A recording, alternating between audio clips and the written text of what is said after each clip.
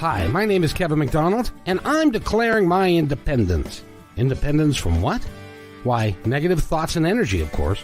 Chief among them, hate, division, and fear. You see, I know that we're all one, and together we can solve any problem, save our planet and each other. Please, join me as we come together as one and choose a better way to be. So now, let's begin with my independence report.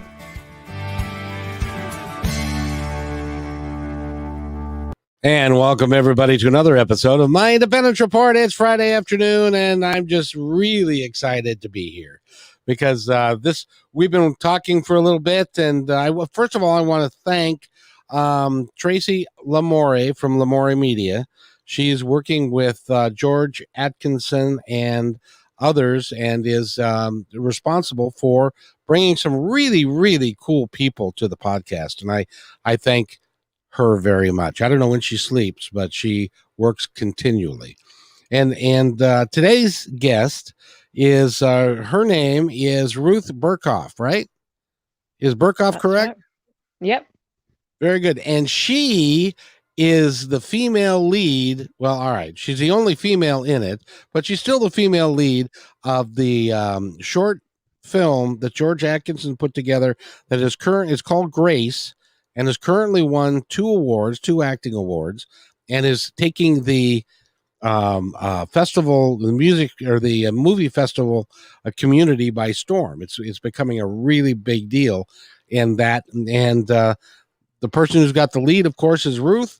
And the first thing I have to ask you, because I asked George this, first thing I have to ask you is, you were one of 300 women that applied for one spot.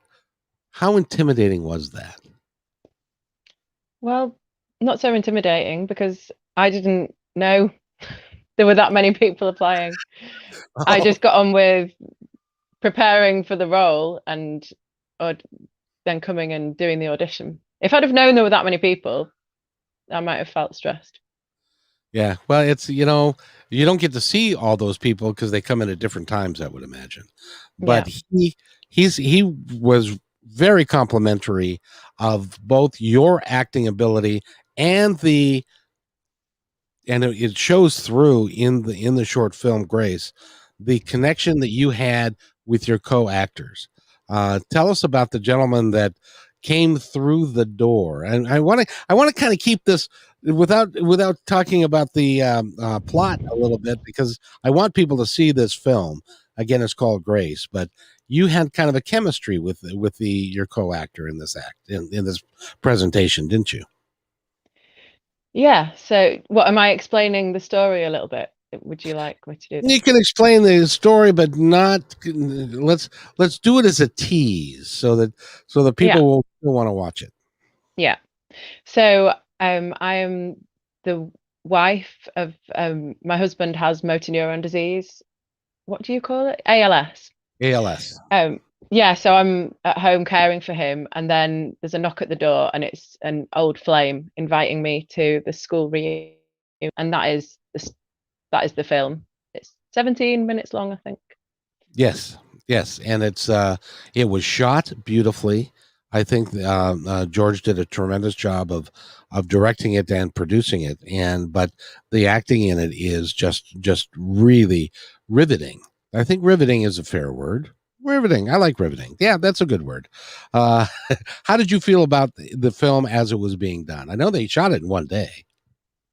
Yeah, we did. We went the day before, so that was the first time that I met Dan, who was playing my husband, and it was just arrive, right, put the dress on, out you go, like, let's have this photo of when you were young and in love, and he was healthy. So that was meeting Dan.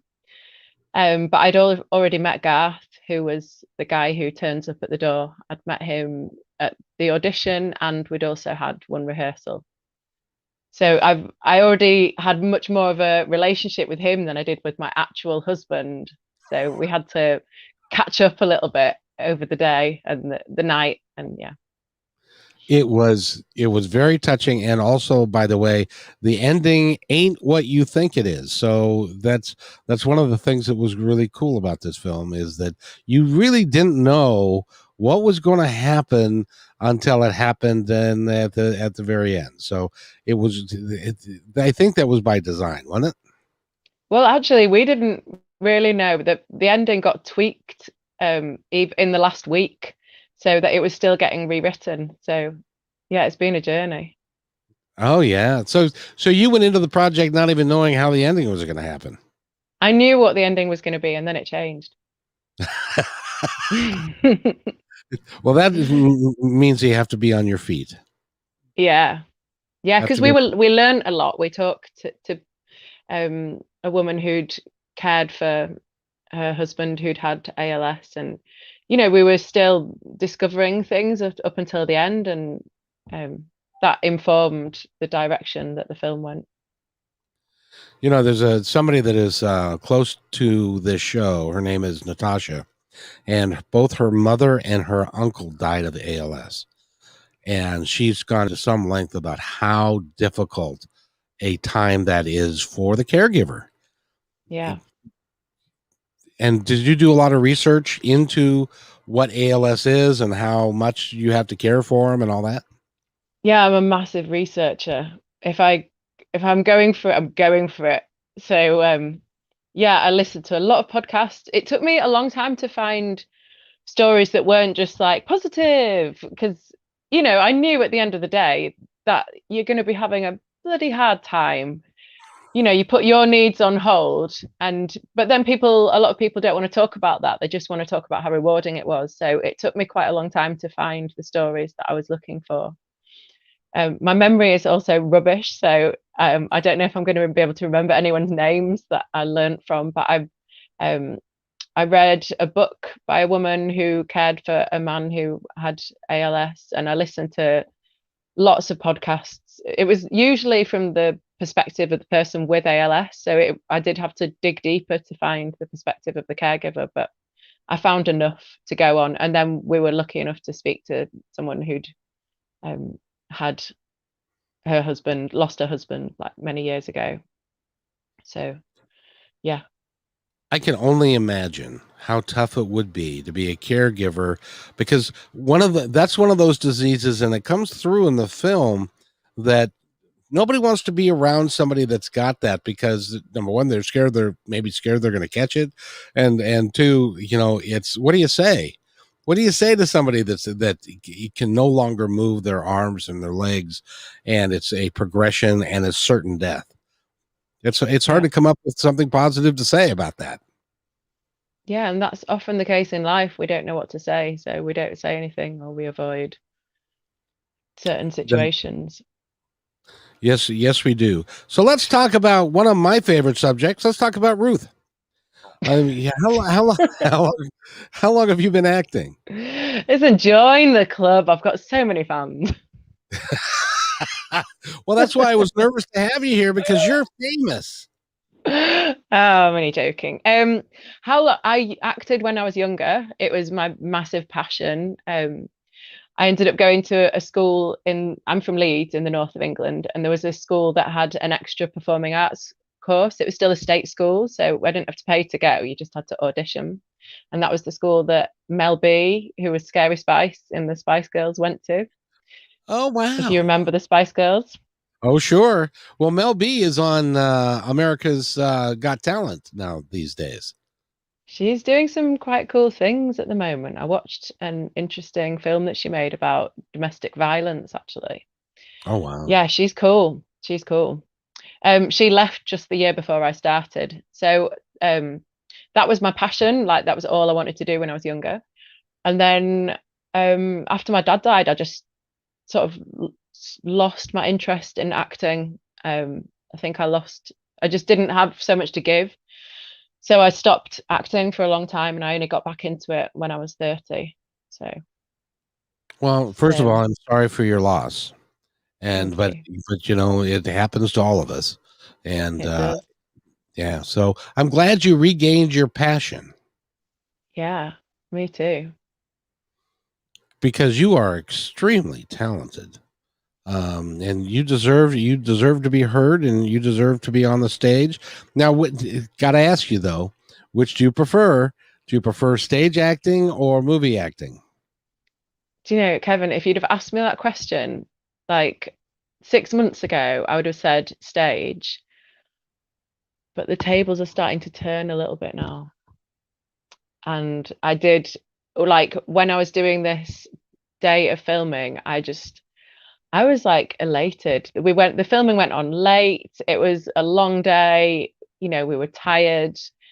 But I was just like on a high. And I'm moving more towards being interested in screen. Now, when I was an actor 100 billion years ago, they used to tell us that the stage was more of an actor's medium and movies was more of a director's medium. Have you found that to be true? Yeah, I mean, what I like about the stage is you start the story and you're in the world and you stay in the world for the duration.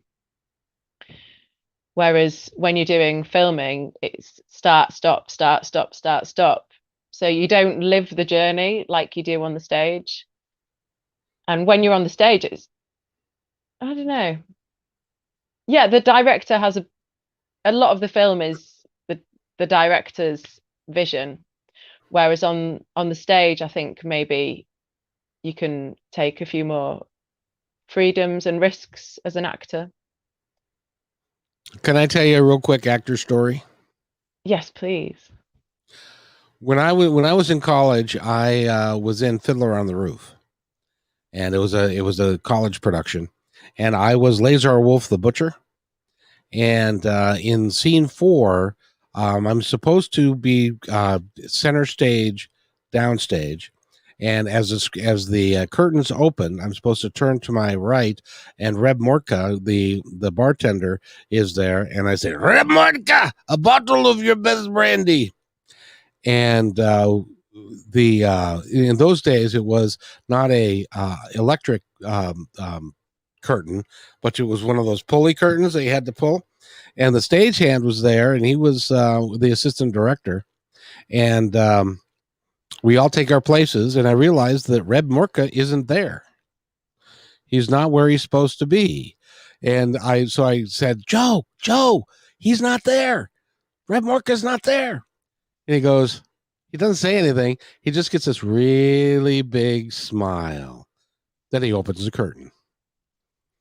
And so I had to figure out, because it's live right there in front of 300 people. I had to figure out how the hell I was going to negotiate around Reb Morka not being there. So I yelled really loud for his name, and you hear this running down the hall, because the green room was in the back on the side, and you hear this running down the hall of this guy who's coming to, because he was enjoying the play so much that he forgot what he was supposed to do. Did that ever happen to you when you were on stage? Have I had someone anybody meant to be there and they're not there? Yeah, has somebody gone up on a line or said the line out of sequence, and so you had to think on your feet how to get everybody back on track? Oh yeah. I do panto, so for the not last year, but the 3 years before, we've done panto, and not a single show is the same. There's always something that you have to deal with. I was just thinking about this the other day, actually. We did this one show it's in a little village hall, and the audience were obsessed with making Dick Whittington and Alice Fitzwarren kiss, and they kept shouting about wanting them to kiss. And we were like, I think, I can't remember if we talked about it at the interval, but it was unusual. This hadn't happened at any other show, and we all got on really well, the three of us. So eventually I'm playing the dame, which is usually played by a man, so I pretend that they're shouting to me to kiss him. So I grabbed the actor playing Dick and I just gave him a massive snog, and it was all right. It was okay. He was okay with it. And then I left them to it, and I knew that they were going to kiss as well. And it just made that show like so special, because we didn't kiss at any other performance that wasn't in the script. But with panto, you can really play with it, and there's a different show. You have a different man that you're playing with. So, yeah, that is something I do really love about theatre. It's interesting that the theater is, and when you're in a production, like you were in a production and it goes for a while, the actors begin to figure out when they can throw some hijinks in there to try and throw each other off, and becomes a game within a game, doesn't it? Yeah. Yeah, that is next level, being able to do that and do that well. It's fun. The guy who played the Dane before me, he definitely did a lot of that. It was very fun. Yeah. So I love the concept of acting. Now, do you prefer? What do you think about improvisational acting? Do you like to do that? On the stage. Well, no, as far as like, because there are in the United States there are improv companies, and that's what they do is improvisational. Somebody will shout out a scenario, and then they'll act it out from the stage. Do you like to do that, or do you like to have a script with it to work from, that you know what you're doing? I haven't done that. I did do some improvisation classes, but I haven't done that for quite a long time. I guess when I was at theatre school, a lot of the work that we did was improvisation. And Yes. yeah, it just depends what sort of day you're having sometimes. I have a lot of respect for the people that do that sort of work. I To guess be a able lot to, of oh, go ahead. like a lot of the panto stuff that I will do when I'm playing with a man, when you get the man up, a lot of that will be slightly improvisational. But a lot of it looks like it's improvised, but it's not. It's the same lines that get said at every show. So I love improvisation, watching it, but I don't do it. It can be a challenge. By the way, Kayla May says, I'm a great actor when I'm in the shower or talking to my kids. I'm not quite sure what that means, but a lot of us would love to be able to be an actor and be on the stage, or to be in movies, but it's stressful too, huh? Yeah, it is. Yeah, it's a challenge. It's a challenge. You put yourself out there. I have a role that I'm auditioning for. I'll do the research because I'm a ridiculous researcher, put a lot of time and effort in. You give your heart to it, and most of the time it's a rejection because, let's say you've got 50 people going for one role. It doesn't mean that you're not good because you haven't got the role. It just means they can only give it to one person. So you have a lot of rejection, and that is the name of the game, really. Yeah, I did an interview with John Edward, the psychic medium, and Yeah. that's it's on the podcast. And his daughter is an actress, and she's like 6 or 7, and he told me that he does not allow the people that she's auditioning for to call them auditions. They're interviews, because then he says to her, which I think is very uplifting for her, you're a perfect circle. But if they're looking for a perfect square, you're never going to be a perfect square because you're a perfect circle. So the part may not be right for a circle. They want a square. It has nothing to do with you, your self-worth, or your value. I think that was pretty good advice. Yeah. Yeah, I've heard a similar one about, like, you can be the most delicious pear in the world, and some people don't like pears. Exactly. So it works out, depending. So how do you keep your self-esteem and keep your drive going when you go to an audition or an interview, and it's no, and then it's no, and then it's too tall, too short, too fat, too skinny, too whatever? I mean, that would be great to have that sort of feedback. You don't usually get any sort of feedback. Usually you just get a no thank you, or you don't get anything. Oh, that's no fun. I would think they would want to tell you, at least to help you, but I suppose this is a professional theater and they don't really care. That, yeah, it's pretty standard in this industry that you don't know why. You just get a no thank you, or you don't get anything. Oh, Although I have recently got some very lovely rejection emails. So the question was, how do you lift yourself up again. How do you keep going? Yeah. Yeah.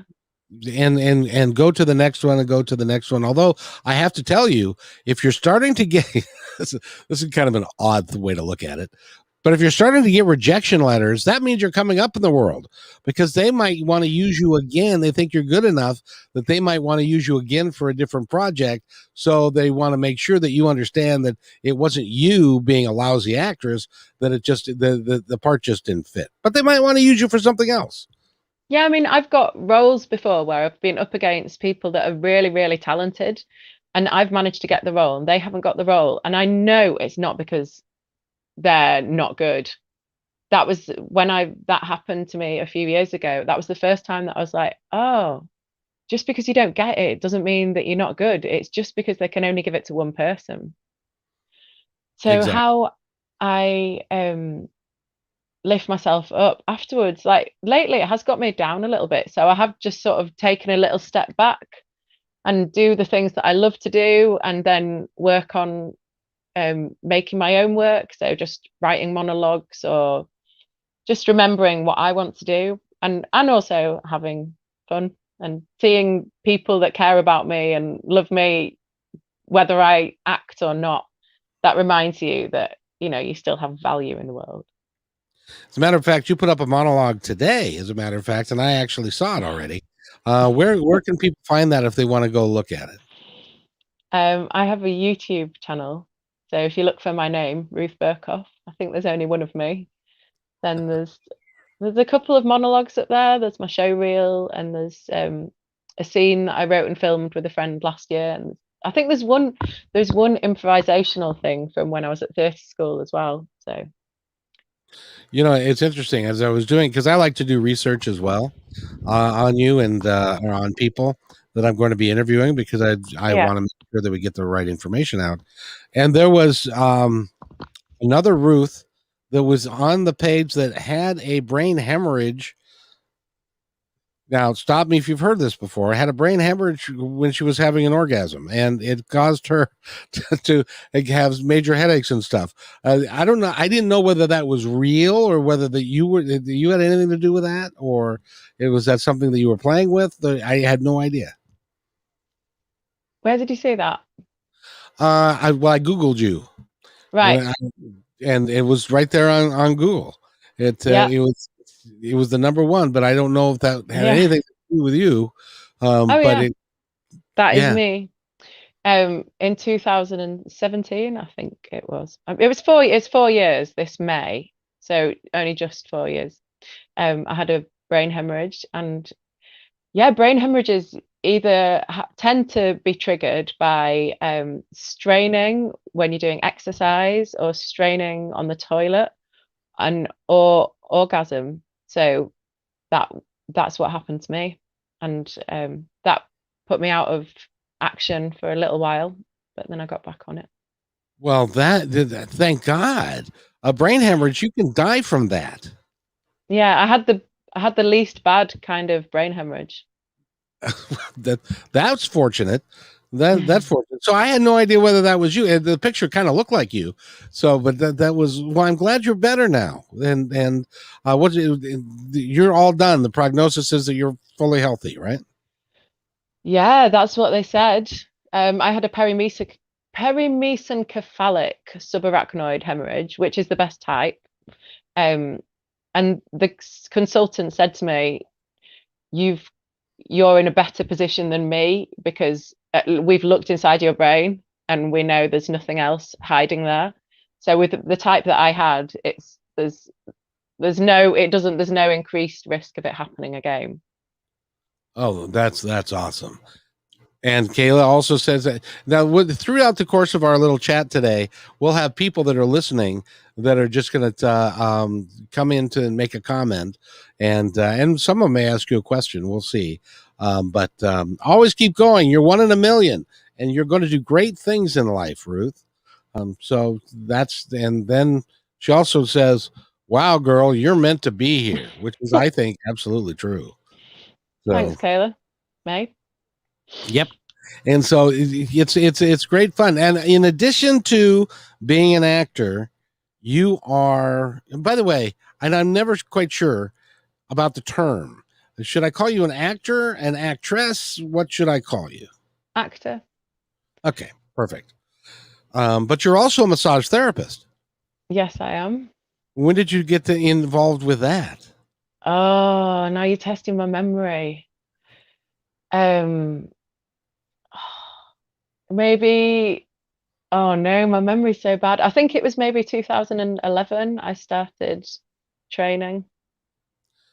And is that was during the period after your dad passed away, and Oh when yeah, you yeah, yeah. when you had kind of put acting aside, and you were looking for Yeah. something to do, and you became a massage therapist. That was never full time, so I've always done other work as well. So But you, yeah, yeah, in order to be an actor, in order to follow your passion, sometimes you can't make it. If you can't make enough to eat, then you have to do something else as well. yeah, I've got loads up my sleeve. So I massage, that's my own business. I teach cycle training in primary schools. And at the moment, I'm working in the hospital doing cleaning and catering. So Oh, very good. So you're working in the hospital. How's COVID over there?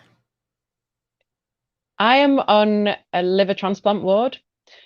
So we don't have it's they've got a traffic light system in the hospitals in Leeds. So there's the wards are either red, which means the COVID wards, the amber, which means they possibly have, or they're green, which means there's no COVID allowed.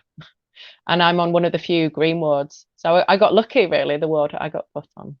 Yeah. So you help people that lose their liver get a new liver. Yeah, That's really cool because I'm sure a lot of people know that without your liver, you're not going to be around for very long. yeah. So that's awesome. So you're doing all of these things. Are you continuing to make acting a focus? Do you have an agent? Are you marketing yourself? Are you getting I out have an there? agent. Yeah, I have an agent. I'm with the Boss Talent, who are based in London. And yeah, I mean, I'm applying for things all the time. I'm working on my own stuff as well. But yeah, it's been slightly quiet for me lately. I'm hoping that Grace will build things up a bit.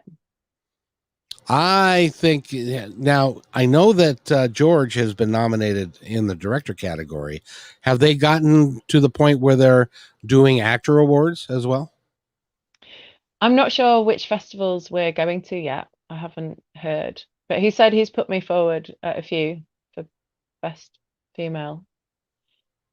As well, you deserve to be, because he also has said that he in the interview that we did with him a couple 3 weeks ago, he said that he was going to release it for wide release in like December, which is depending upon the festivals and how they go.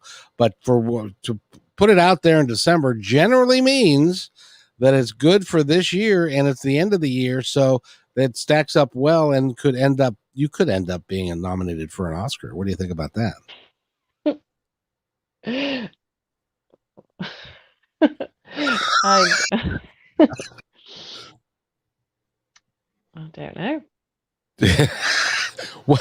has that ever crossed your mind? Have you ever thought about what you would do if you got to go to LA and pretend COVID's over? You got to go to LA, you get a designer gown, you get to go on the red carpet, you get all these people fawning over you, and then you go sit down and you see Jack Nicholson at the front, and you see all these other famous people that are around you, and then they call your name to go up.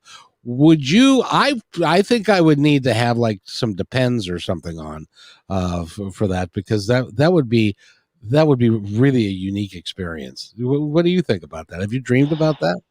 No, I haven't. And I'm it maybe I need to have a bit more fun, but I'm more excited about working than standing up and getting an award. I just want to do the work.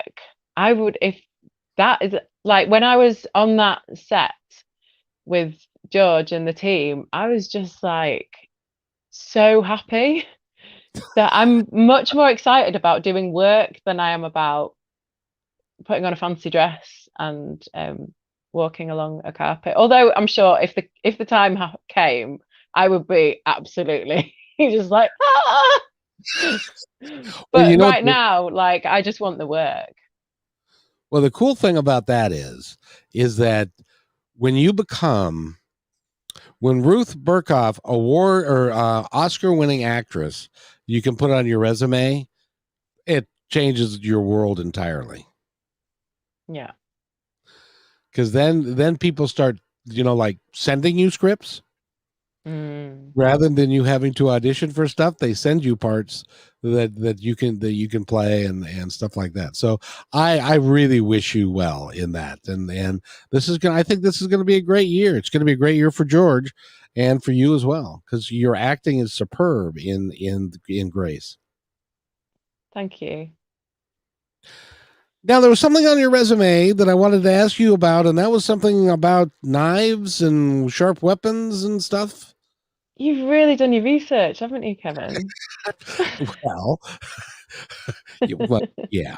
Well, you start reading, and it's very Yeah. interesting and stuff. And I saw you in a picture on a play, and it may have been the play you were talking about earlier. That you had a knife in your hand. Do you remember that promotional picture? Yeah, do you know that is I was playing a serial killer in a it was in a comedy. And that is the play that I was talking about when I say I know that I was up against some really talented people and I got the role. And it's not, I think it's just they were looking for a family, so we all needed to have a similar look. So there can be so many reasons why you don't get the role, but that has got nothing to do with my knife skills. um, that was just a little serial killer role that I had. Well, tell us about your knife skills. So knife skills, many years ago, I had a boyfriend who was a coppice worker. So he'd cut down trees and then they'll grow back again and use the wood to make things.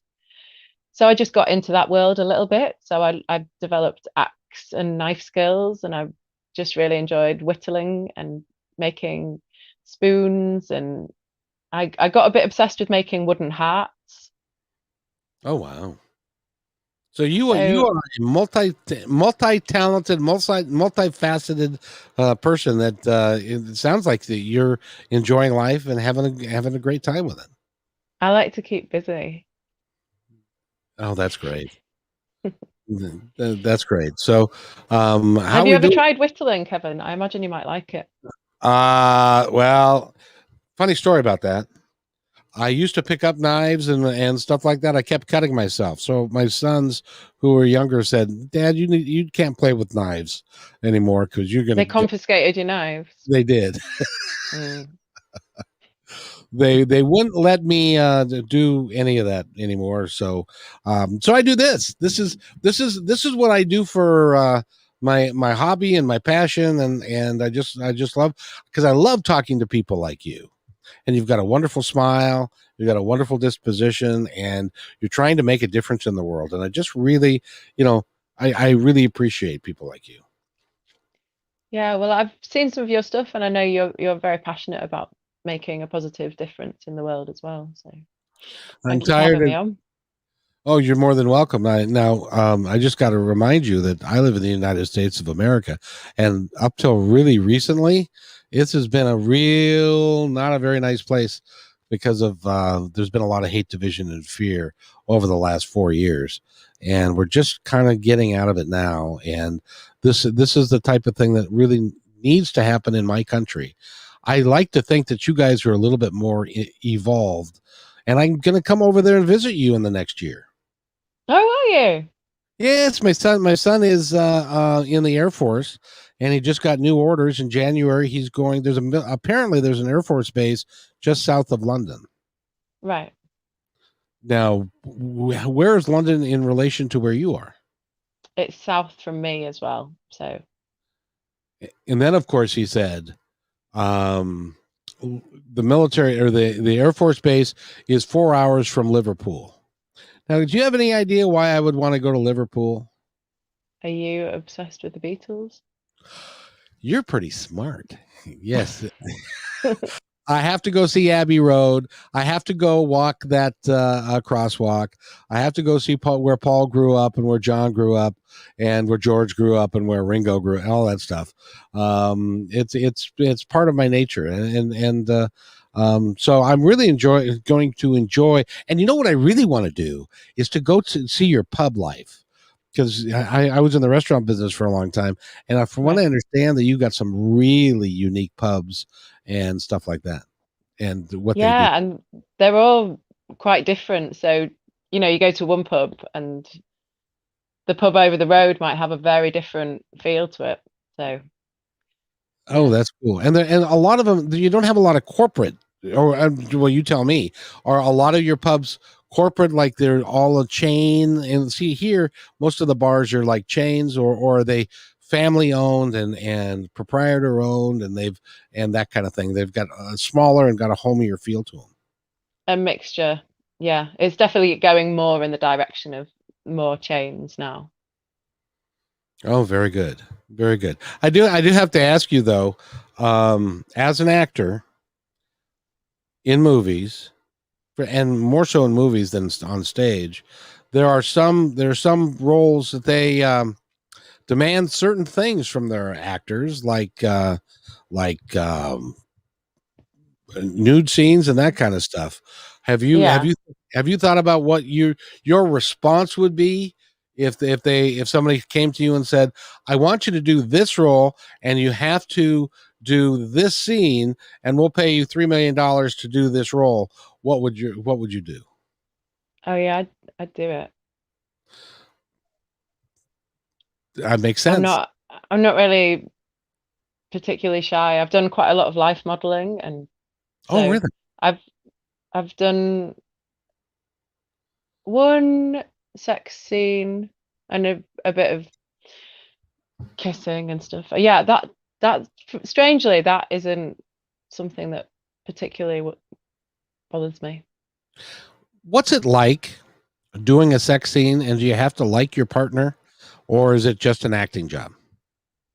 It's an acting job, but it's much more fun whether you're doing a sex scene or a scene where you hate each other. Whatever you're doing, it's much more fun if you've got something, a connection. I think you need to have that, even if you're playing people that hate each other. It's really important to have something between you. A real nice connection, and an emotional connection, and that kind of thing. Yeah. Well, that's good.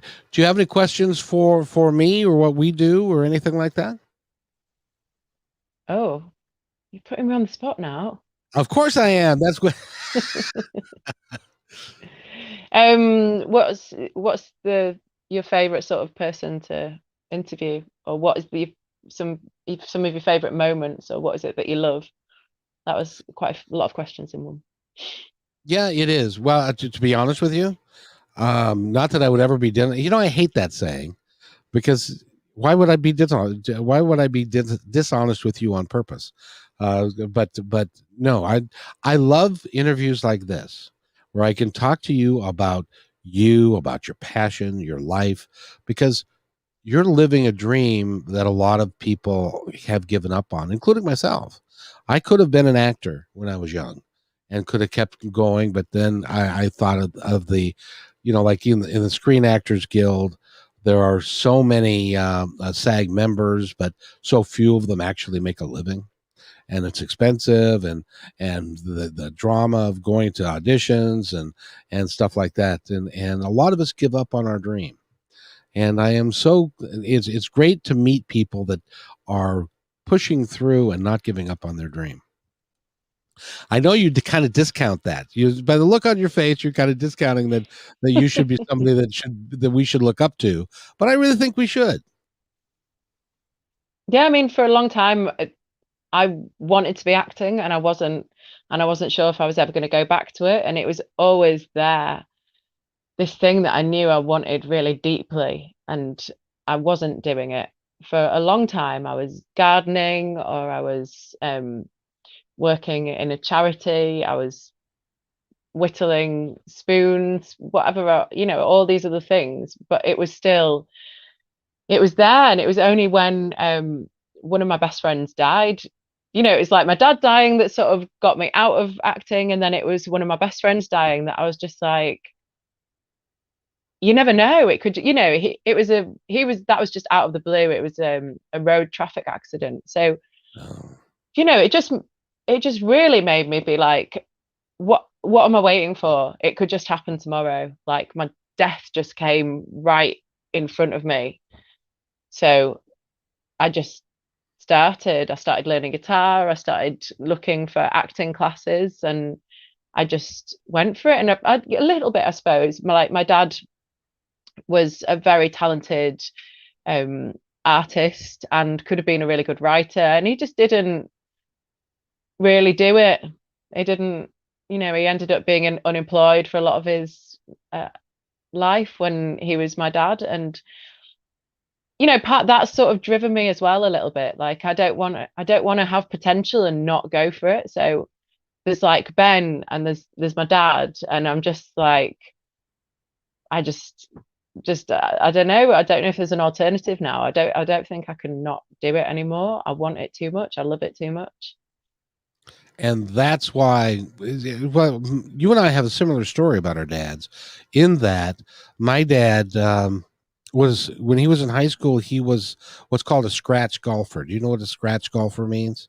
He was on a pro level, that he could actually play on the tour, and there's stuff you got to go through to be able to do that. Well, he ended up getting married, having 3 kids, so he ended up being a manager at Nordstrom, which is a clothing store, and doing that for his whole career. And late in life, I asked him, was that your passion? Did you want to do that?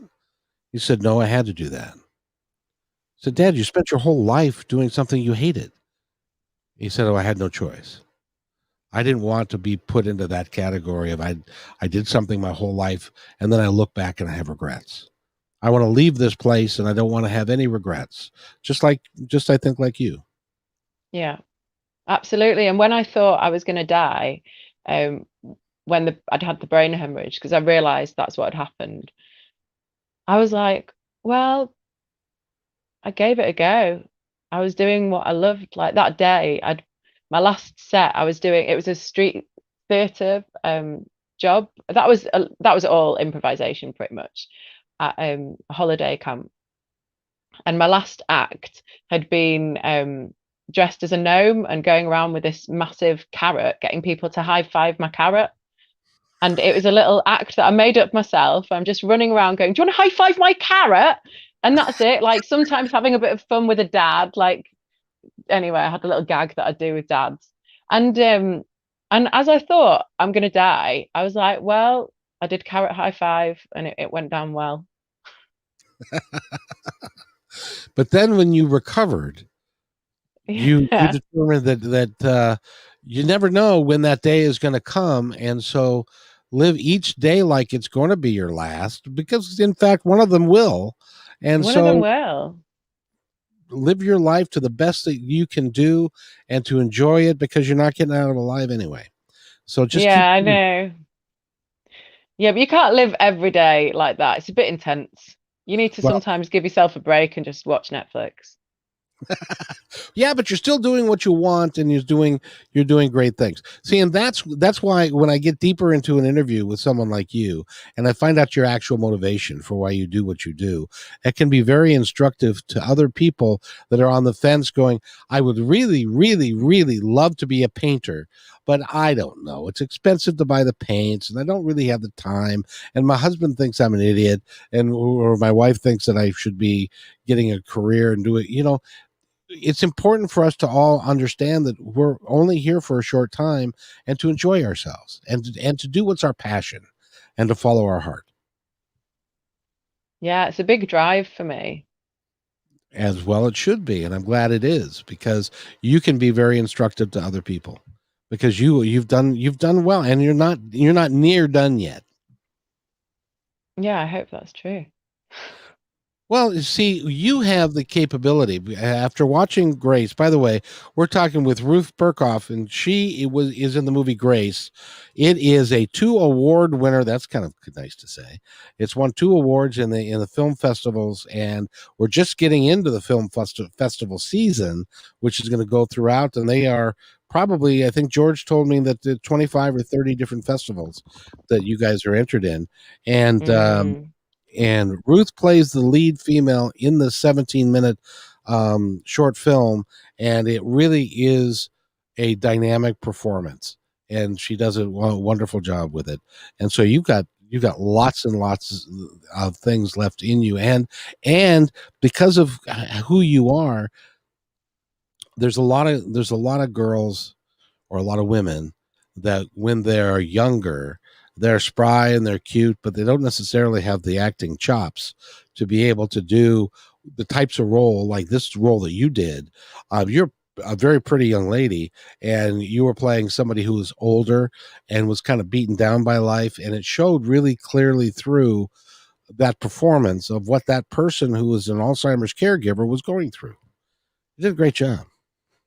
Thank you. So you've got a long. Oh, come on. You can say more than I warned you I was worried about my short answers. that. So, ladies and gentlemen, she emailed me saying, apparently they don't do this in England a lot where they don't have a lot of podcasts and this is the first one she's done. I think she's done a phenomenal job with this podcast today. And by the way, Kayla May says, live life with no regrets. Move one foot forward, and that's where the magic happens. Mm-hmm. And that's the thing, and that seems to be a common theme of late. Is that follow your passion, state what you want to have happen, which is the law of attraction. I don't know if you're familiar with the law of attraction, but it's you state what you want to have happen. But in some people, they'll say that's all you need to do. Nah, then you have to work your ass off, and you have to really work hard at what you're doing and perfect your craft, and good things will happen for you. Yeah. So, And even, whether you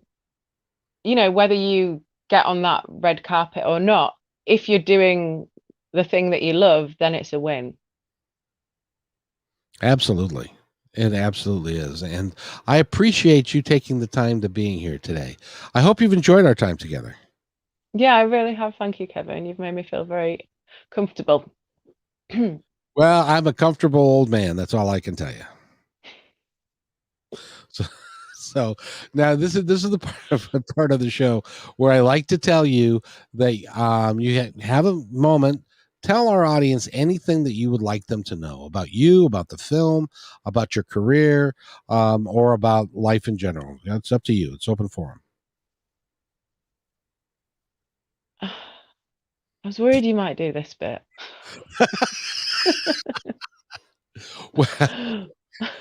Well, don't all you have to do is say shut up, and because that does kind of put you on the spot a bit.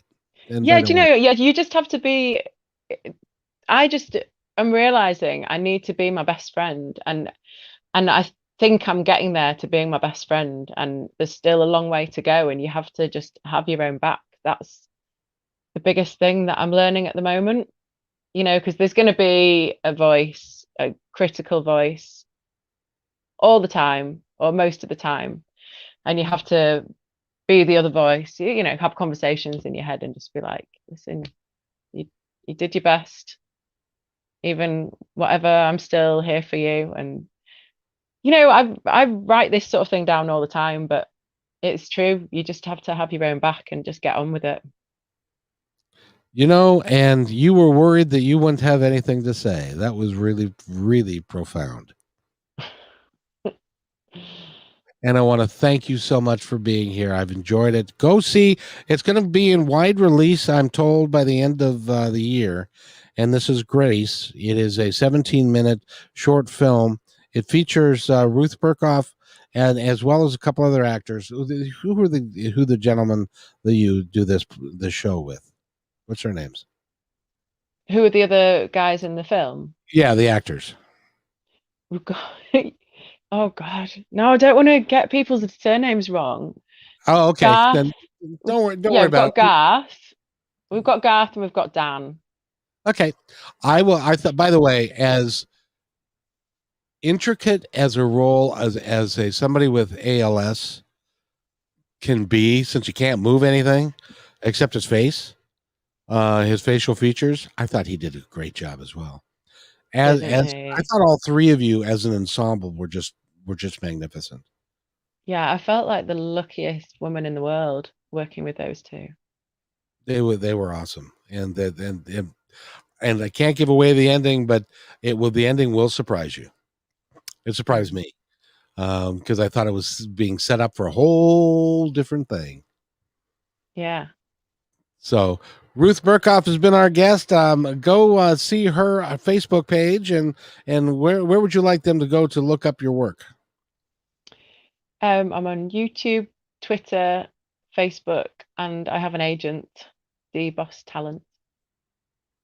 And if you are looking to be a producer of a film or a director of a film, you should get in contact with her so that she can audition for it. I think she'd be great in whatever I would role. love to work with you, whoever you are. Thank you so much for being on the show. If you'll hang tight for just a second, I got to do this, and then I will be right back.